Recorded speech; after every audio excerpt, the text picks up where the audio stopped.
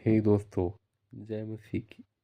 आज हम करेंगे पहले यूहन्ना का दूसरा अध्याय। तो जय मसीह की दोस्तों, आज हम पढ़ेंगे ये वाला अध्याय जिसमें लिखा है, मेरे बच्चों मैं तुम्हें ये बातें इसलिए लिख रहा हूँ कि तुम पाप ना करो। अच्छा, परंतु यदि कोई पाप करता है तो पिता के पास हमारा एक सहायक है, अर्थात यीशु मसीह जो धर्मी है।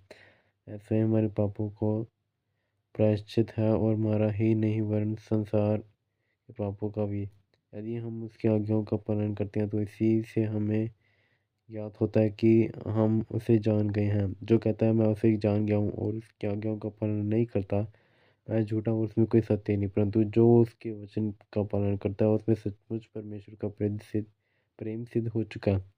इसी से हम जानते हैं कि हम उसमें हैं। जो कहता है कि मैं उसमें बना रहता हूँ, वह स्वयं भी ऐसे ही चले जैसे कि वह चलता था।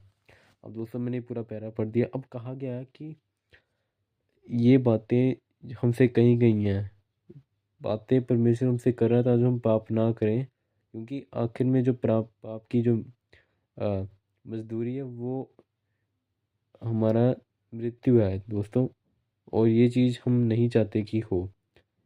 परमेश्वर चाहते हैं कि हम अनंत जीवन जिए, उसकी यही इच्छा है। इसीलिए दोस्तों, परंतु यदि कोई पाप करता तो घबराने की कोई बात नहीं। आप घबरा रहे हो पाप करने के बाद, आप में भय छा गया, अच्छी बात है भय होना, क्योंकि यहोवा का भय होना बुद्धि की शुरुआत है। अगर आप पाप करने के बाद आपको बुरा लगता है, आप घबराते हो कि अब क्या होगा, तो आप बहुत ही सही ट्रैक पे हो दोस्तों। कि आपको गिल्ट फील हुआ है दोस्तों, आपको गलत फील हुआ है कि ये मैंने क्या कर दिया, अब क्या होगा। अब ये चीज़ जो है, ये फीलिंग जो है, ये बहुत अच्छी है, क्योंकि आपको पता चल चुका है कि आपने जो है पाप किया और आप इसको सही करना चाहते हो, आप अपने आप को सही करना चाहते हो दोस्तों। तो उसी के लिए यीशु यीशु मसीह जो है वो धर्मी है और वो हमारे पापों का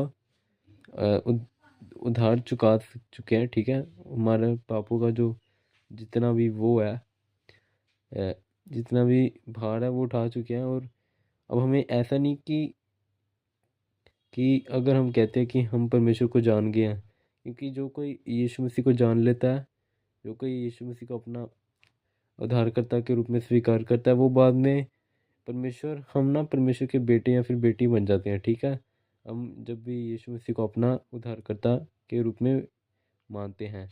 अब दोस्तों, जो कहता है कि मैं परमेश्वर को जानता हूँ लेकिन वो आज्ञा का पालन नहीं करता, तो वो गलत बात है, वो झूठा है। लेकिन जो कहता है कि मैं करता हूँ और वो करता भी है, तो दोस्तों परमेश्वर की संगति